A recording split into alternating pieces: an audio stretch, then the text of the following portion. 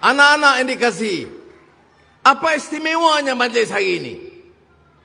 Majlis ini menghimpunkan kekuatan anak-anak bangsa.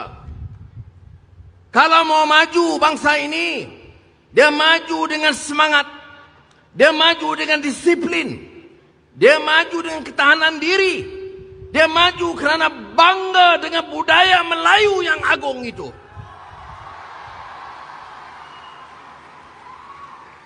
Dan kebanggaan ini,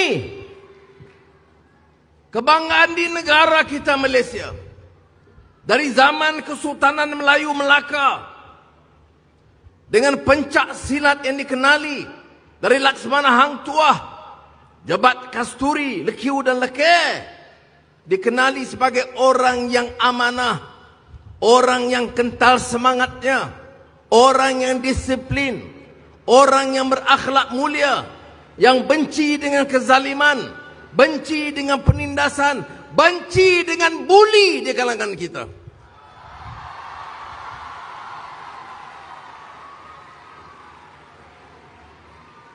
Kehebatan pertahanan diri ini bukan untuk kita bersikap angkuh.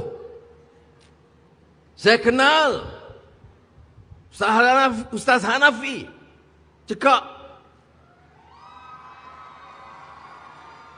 yang lama dengan saya di Kampung Baru, Yayasan anda dan mula mengasaskan ABIM. 10 tahun dengan Pandak Cikgu Majid.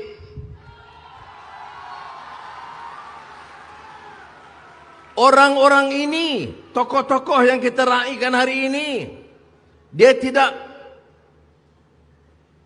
baik dengan saya atau memuliakan kerana saya Perdana Menteri. Tapi mereka baik dengan saya kerana semangat dan perjuangan memartabatkan orang Melayu di negara kita.